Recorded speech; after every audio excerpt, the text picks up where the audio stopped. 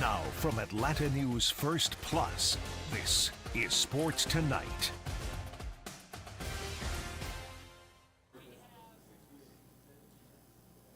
Welcome into Sports Tonight. Bailey Burmaster alongside Ellie Parker. We are about to have ourselves a good little show here. We're going to talk about the Falcons' playoff chances and what's to come this week when they face the Bears in Chicago.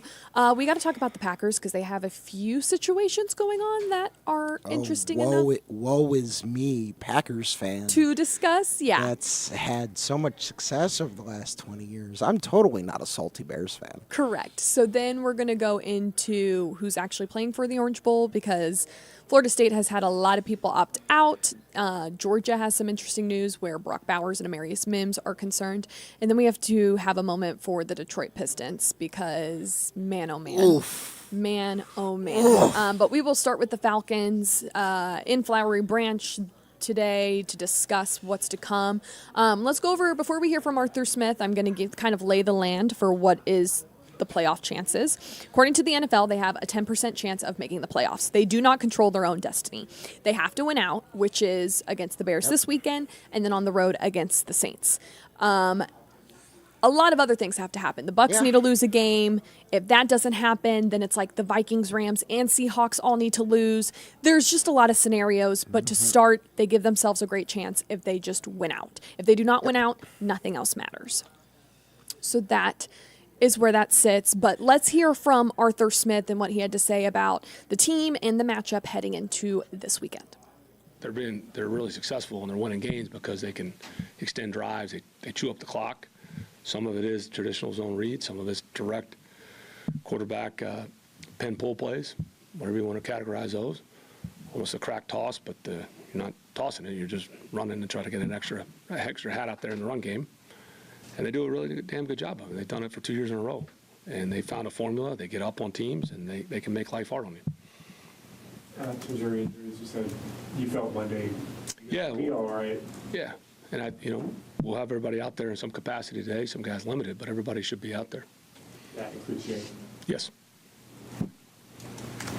Could you talk a little? Okay. Taylor in that game, obviously very happy with the way he played, but he didn't really push the ball downfield. Do you see that more of a product of just the coverages, just taking what he was given to him? Is that something? Well, I mean, you got to know who you're playing and what their strengths are, and Indy's, they've been very successful. Some people gain yards, and in opportune times they were getting critical pressures or sacks and forcing turnovers, and they do a good job with anybody dropping out in the zone. It's why we were able to get some things underneath. And then, he did have the one to Kyle, that corner route that he hit on the first drive. And, he had a one-on-one. I mean, it wouldn't have been a 50-yarder, but Van. But that's a credit also to Indy. And, again, going back to managing a game, that's not a negative, making the smart play. And he did that more times than not. Statically, is Calais and CP still in there? He's got his lead. I'm going to name it after him. That's Wednesday. When you get 10+ and there's some things you need to manage, they're in here working. Like when you go to where do you work out? We don't want to put that on blast. We don't need all your followers going down there. But when you're in there in the water aerobics, right, doing that, Calais is doing a little more intense in the pool, but it's the D led vet day, but CP and Calais will be in there. Okay. You can all picture it, right? Yes. You do pool workouts? Let's put you on the hot seat. Do you do pool workouts? Yeah. Of course you do. There it is. 45 minutes. Awesome. I wasn't telling you what I made a picture there. I'm sad on all of this. Getting a good workout in. I was trying to lash. Health is your wealth. No doubt. It seems like since the Bears got traded for Sweat, defense has maybe taken another step. Have you seen changes? Well, yeah, in what they've done since they got it? I don't know if it's necessarily changes. I mean, it certainly helps when you add a dynamic rusher like that. And then, they've also gotten in the season, they got a little bit healthier, and they found a rhythm on offense as well. So it's a couple things, and he certainly impacts the game. And we've seen him, talk about a player we've seen a lot recently from Washington. We've had those matchups, and here we go again. And he's a dynamic pass rusher, and he's got a unique way to do it. He's got rare length. He does a good job getting off blocks and setting things up. There's a reason he's got, double-digit sacks. Coach, a lot of guys said after the game Sunday that they felt like that was the first game all year where they kind of put 4 good quarters together all at once, both sides of the ball. How do you kind of build on that and carry that momentum into this week? Yeah, well, that's what you're constantly striving for, consistency, and it's usually not the way it goes over 17, but that, to me, the good teams I've been around is you're trying to play your best football at the end of the year, and certainly you hope we can continue to do that, and this week will be a unique challenge, as they all are, but that's what you want to see. And to me, that's, if you want to play in the postseason and, be a team that's relevant every year and double-digit wins, we need to play like that, and that's what we're shooting for. But we got to put the work in this week. We got to understand the plan and understand, the matchups we got Sunday. Coach, you played a couple quarterbacks already this year with Josh Dobbs, Kyler Murray, that could escape, break, contain when a play breaks down. With Justin, sometimes it is more design runs, but he does have that break, contain ability. Oh, he does. How, seeing those other guys early in the year, how do you kind of change up a game plan when you have a guy that can extend and... Yeah. Well, they're all terrific players in their own right, and the way they extend plays a little bit different. But the thing that I think makes Justin so unique is he's such a powerful player once he gets going. So he's hard to, even when they get pressure, guys have a hard time bringing him down. So when he gets out of it, like if you're not strong, you don't use fundamentals, and you don't have rush integrity, and when he takes off, and especially if the defense has their back turned, then those have damn near been home runs once he gets going. So he's a powerful runner. So a little bit different in how they do it, but you're right, they're all play extenders. We just got to have a good mix, and talking about with the plan and being disciplined, that's usually what it comes down to. We've seen the emergence the last couple of weeks of Zach Harrison specifically, like from a production standpoint. Where did you see, or when was it, like him take that jump this year? It's just usually, it's like a lot of things that there wasn't like an aha moment, but sometimes it's really boring, and it just kind of stayed, and then the opportunity presents itself. He's taking advantage of it, but he's been putting the work in all year. Slow and steady, no different than Clark and DeMarco, and we don't talk a lot about Matt Bergeron, but Berge has played a really good football. It's some good lessons, and he's been fortunate to play some really good players, and I think he's done a good job. In the last couple of weeks, he's had some premier guys inside. Buckner certainly was one of them, and he continues to get better as well. Yeah, Coach, with Clark, what was, what has his incline been like, or what were some of the things that he had to, adapt to in the program? Well, I think, we had a lot of depth at that position early on in camp, and then some guys got injured, and he got an opportunity, and now he's playing a little more outside where he was playing inside in camp, and between Mike and D, and then Jeff, Trey. But there's some things like a lot of we ask those guys to do. It's not just man coverage and hey, you take your guy. So there's some nuances, and he's done a great job. You talk about a guy that consistently, which is a long season for a rookie, even when he wasn't playing, but the guy comes in here early every week, competes every day in practice, and now he's got his opportunity. He's found that consistency, and he's a fun player to watch. There's always things you go back and watch Clark that make you smile when you see the tape, just a little subtle things. He likes to play. You guys have been using Mike Hughes more than Nickel the last couple of weeks, but what went into the decision to maybe go with Mike more a bit now? Well, some of them, it's been teams that started to do first, second down. It depends on if you want to get more DVs on there and try to play their strengths, and what teams are trying to do. Usually, if you play small first and down, people try to get you into the run fronts and different things. But it's a credit, Mike. I think the last couple of weeks he's found pretty good consistency in there, especially on first, second down. But we played a lot of guys in different packages, but he's done a good job. And some of it too. You just mentioned that teams maybe try to get you in run situations at that point. Is it just that maybe Mike's a little bit more experienced, better against the run than D is, or is it? Yeah, some of it. Some of it's that, and then other things is, it's when you have such a competitive room, you're matchup based, and then some of it's opportunity. And then when he's gotten in there, he's taking advantage, and it's a good problem to have when you're trying to find roles for guys that you trust. And all those guys have been dressed on game day. We've tried to find different roles. Even Trey at different times where he's played inside on certain packages. Early in the year, obviously played outside. And to me, I look at it as a good problem to have. But Mike's played pretty well the last couple weeks. How close is this offense from taking it to the next level and turning these field goal opportunities into touchdowns? Well, I mean, I think that's every week, and every week tells a different story. I mean, obviously, like I said, you want to score a touchdown every time you have possession. I believe we scored on 7 out of the 10. 2 of them, you're, like I said, on the record, 2 of those trips, I mean, one of them right into the half situation, so, time was running out. How greedy you want to get? You can think it's subjective debate, but you're happy with the field goal there. Too late, you're managing the situation, the clock. Obviously, you want to score touchdowns. Maybe you got a little more risk adverse. So they'll tell different stories. You get close to 30. I mean, obviously, you'd love to average 35. You'd probably lead the league, right? Try to, at least get that. You think you would win almost every game. But every week's a little bit different. Like something happens in the red zone, or you have an opportunity, maybe you don't take advantage, or they have a say too. But we just consistently work to improve, and that's all you can do. But scoring 29 wasn't the worst thing in the world. 7 of 10 on scoring drives. Clearly, you'd love to have 7 touchdowns, but there's other things that sometimes you're playing different scenarios. Coach, can you quantify what Calais Campbell's meant to the team this year, and do you think he can keep going if he'd like to? Well, that'd be a better question for him there. Love working with him. I think he's a rare player.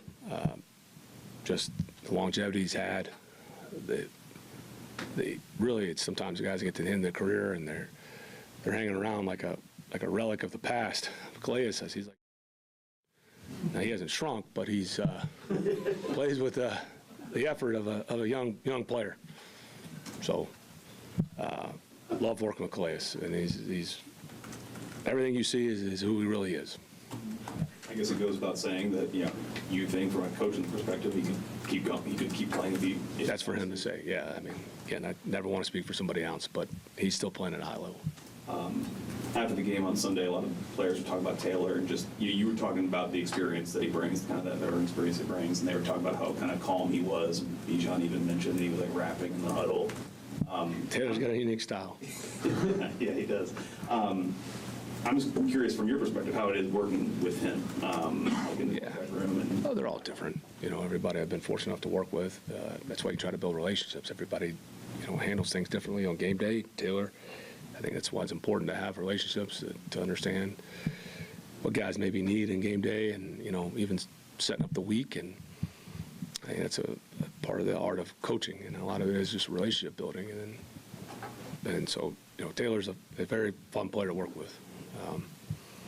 But he did a nice job the other day. I didn't, sideline antics. He's a tough player, extends plays. Slightly dramatic, but I love him. This will not be an easy game for the Falcons, in my opinion. I know the Bears are not, They're anything not necessarily great, but the Falcons have had their own struggles. They're going to have to contain Justin Fields. The defense is going to have to show up. It's also going to be really cold.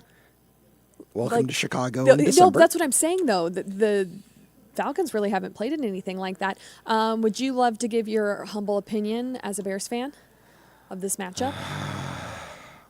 Personally, I've said this over and over again on this show. Personally, as a Bears fan, I want them to tank because that gets us higher draft picks. Although, do I really trust this GM and this coach to use them correctly? At the same time, the Falcons' defense is really good. The Bears' offense,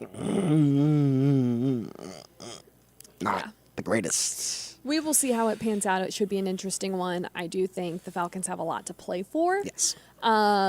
So hopefully that gives them the fire they need, and Taylor Heineke can help them. Okay, we have to talk about the Packers. I know. Just said I'm a Bears fan. There are 2 women on this show. You're not going to find any sympathy from this one, okay? None. Zero. I don't even want to give them sympathy. The storylines coming out of Green Bay this week are just great. We'll get to the Jonathan and Simone Biles storyline in a second, but let's get to the real football one. So Jair Alexander is a corner in the league. If you do not know him, he is an interesting character. Quite interesting. Quite interesting, very interesting guy. And it has just been an interesting season for him, to say the least. So he has been suspended for a game for conduct detrimental to the team. Jair, 3 days after he anointed himself as one of the Packers' captains, what he did is during this game, he walked up to midfield for the coin toss when he was not a captain. And Matt LaFleur was not pleased about that. Not pleased. Not only that, he almost messed up the coin toss. Almost. Because he was like, I want my defense He out called there. it. He called defense. He called tails. Wins the toss, and then nearly screws up whether or not they want to kick or defer. Correct. Which, yes, if I'm Matt LaFleur, what are you doing? You're Well, not so even supposed to be up there. the best part of so they ended up suspending him for a game which is kind of petty, but I also get like you can't have Petty, but these are the the inmates Packers. run the jail essentially. And so on top of that, what I found interesting was LaFleur was asked about it today. They're getting ready to play the Vikings in a huge, whoever wins keeps their playoff hopes alive essentially. And he was asked about it, and he was like, oh, the Minnesota Vikings, like trying to pivot to the Minnesota Vikings. But they kept pressing. They're like, listen, we understand you don't want to talk about it, but this is an issue that's a pretty big deal and that needs to be talked about. And he basically said that he believes that the relationship with Jair can be restored and has full faith that it will, and this will be a great learning lesson for both of them. But this whole thing is weird, and all of this comes after Alexander actually, gave up $700,000 in a workout bonus this spring when he opted to skip most of the offseason program. He reported to the team's mandatory minicamp in June. He said that he preferred to be in Green Bay when no one else was around the team facility. So he stayed in town after last season, but then he left when the voluntary workouts began in April. He's arguably one of the better corners in the league and is pretty high paid as well. So it's interesting that this relationship has taken a turn, Ellie. Yes, it definitely has. Although really, is he good enough that they can get over this? That the Packers are going to go, all right, we can deal with you. Is he? So Goody, the GM, I don't believe, likes to play. He doesn't like to negotiate with players who think they're bigger than the organization. No. Take a look at everything that happened with Goody and Aaron Rodgers and their tainted relationship over the years. They basically handed him the keys to the castle, and it was never enough. He always wanted more. He always wanted certain players. He felt like the relationship wasn't great. It was ultimately what led him to the Jets. So I question, is it just another egotistical player, or is it an organizational thing and they don't like how things are being handled? I think it's really hard to tell, but it looks like they're making their decision and they're going to suspend him for a game, which it sucks that it's this game because... That's his hometown. Yeah. Okay, let's talk about the other storyline, which is a little more pop culture, if you will. So Jonathan Owens also plays for the Packers. He is, if you don't know him, that's fine, because a lot of people don't know him. You probably know who Simone Biles is, though, one of the most decorated Olympians of all time in gymnastics. I believe so. She has her own moves named after her. She has 4, which... If you don't know, in gymnastics, getting 1 named after you is an achievement. She has 4. I'm pretty sure they have to keep her from doing certain stunts, too, because she's, like, one of the only people who can do it, so they have to even the playing field. Okay, so, like, take note of that. So her husband, Jonathan Owens, went on a podcast and made statements along the lines of they met on Raya, a dating app, and the podcast host really wanted to know how they met. The podcast is called The Pivot. And he says he didn't know who Simone was, even though they met through the app, and he never really paid attention to gymnastics. The first thing he said he saw were a bunch of followers and was like, oh, she's got to be good if that's the case. So they're married now. He also jokes about him being the catch of this relationship. I know where I stand on this, but they were going after him on TikTok, on you name it. Which is ridiculous. It's a little much. Like to me, those comments read as a joke. Yeah. At least from my perspective. And Simone Biles and Jonathan Owens have both come out and went, we're unbothered by all of these comments about Simone Biles is basically like, are y'all done yet? Are y'all done? And I do think he was joking about the sense of like, I'm the catch in the relationship. That's fine. Ha ha, hee hee. Do you believe he didn't know who Simone Biles was? Oh, no. Not for a second.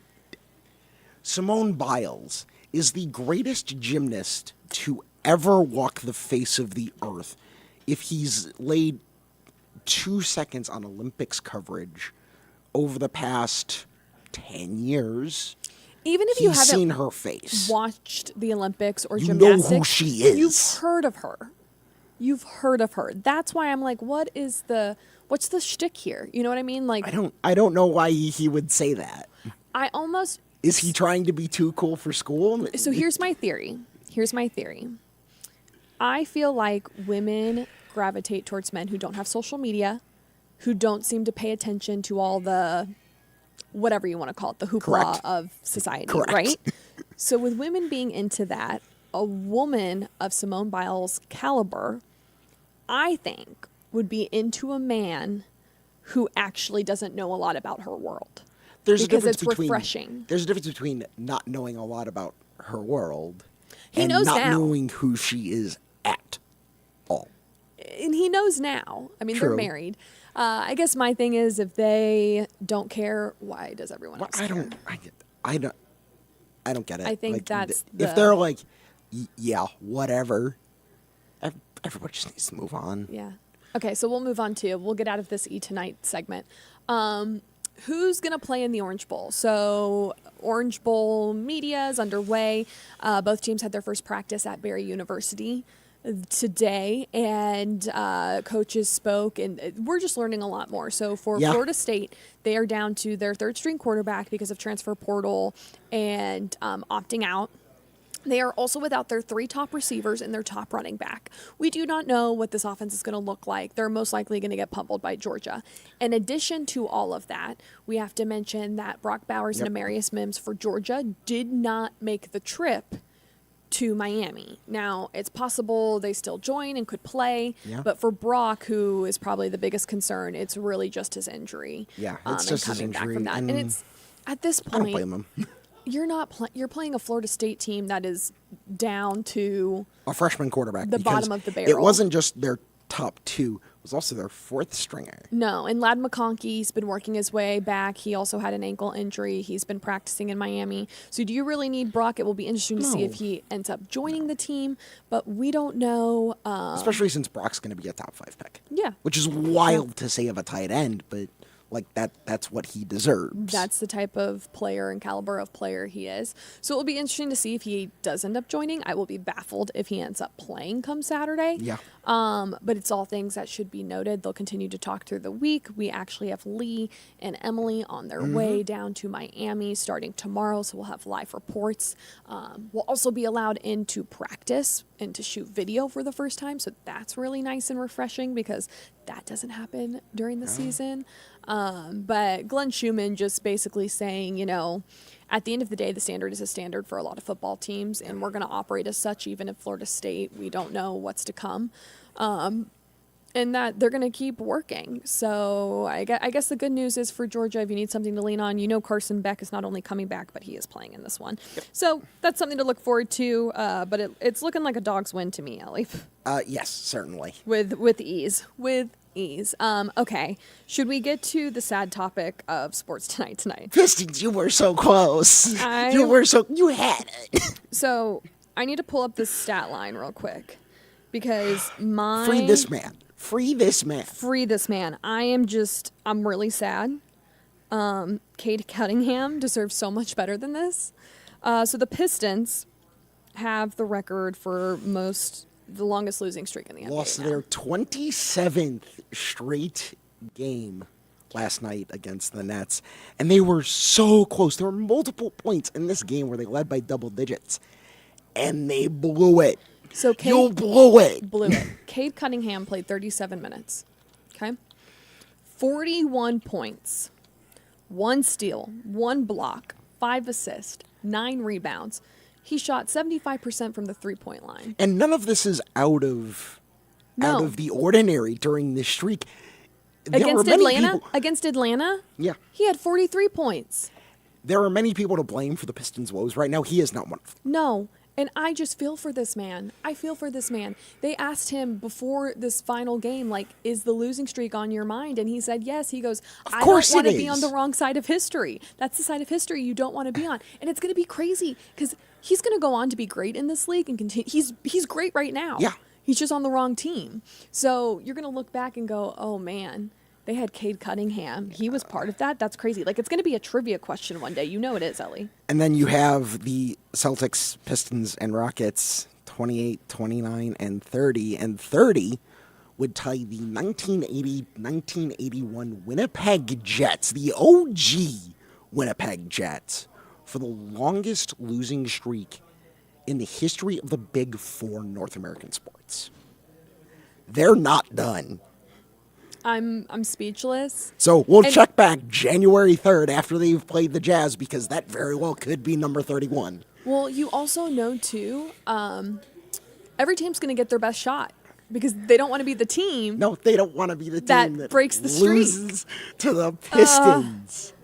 There's a betting line that they don't win a game the rest of the season. It's something like I was talking 40,000 to to Doug, 1. our political reporter. He has friends in Michigan, and they said Wingstop has a deal where, like, once the streak's broken, they'll give 5 free wings to everyone who comes by. And everyone's like, we want our wings, and no one is getting wings. All right, Ellie, we only have a few more minutes. Get us started with what is on your mind. So the Texas State Bobcats played the Rice Owls in the First Responder Bowl yesterday at Gerald R. Ford Stadium in Dallas, Texas. Now, why am I being so particular about all of this? Okay. Well, 2 things happened. First, it was the highest attended game in that stadium this year, the home of SMU, an actual football team. Not surprising. But again, not surprising because SMU has no fans. Secondly, they drank the stadium dry. In the third quarter, they ran out of beer. Yeehaw, Ellie. Yeehaw. You worked at Texas Tech. I did. I'm from Texas, so be careful what you Texas say. State, I'm going to ask, did Texas State have this reputation? Is this surprising? It's a party school. Like, if you don't get into UT, you go to Texas State. And you party, and you have a good time. So none of this is surprising to you. No, that Texas and everyone State probably drank traveled to that stadium game. dry. Everyone probably traveled to that game. So good for them. Get all the alcohol in during the holidays. Giddy up and yeehaw. All right, I'm going to tell you what I'm thinking about because I think a lot of other people might be talking about it. Can we discuss that Sean Payton and the Broncos have officially benched? They're benching Russell Wilson, and they're going to cut him. And Jared Stidham is set to start. Jared Stidham, that's not a name I've heard in quite a long time. I literally have no words. It's crazy. Next season marks the first year of a 5-year, $242.6 million extension signed in 2022 by Wilson, who was already making $39 million guaranteed in 2024. Stupid money. But I just want to divine intervention before we wrap up here. Do we remember when Sean Payton was crapping on Nathaniel Hackett, the OC for the Jets, about how bad of a coach he was? And really, like, Russell Wilson wasn't that good, and everyone kind of knew, like, it's coming to an end. And was crapping on Nathaniel Hackett for no reason. And now Sean Payton, the Broncos aren't much better. Russell Wilson's so bad, they need to bench him, and they're going to put in Jared Stidham. Jared Stidham. How the turntables turn, Ellie. How the turntables turn. Let that be a lesson, and if you don't have anything nice to say, maybe don't say anything at all. Maybe don't say anything at all. And on that beautiful note, we will end this Sports Tonight. Make sure to join us on Thursday and Friday. We'll have all the latest from the Orange Bowl. Hopefully hear from Emily and Lee a little bit. Get an idea of what's going down in Miami before the game on Saturday. But that will do it for this edition for Sports Tonight. For Ellie Parker and Bailey Burmaster, you all have a great night. See ya.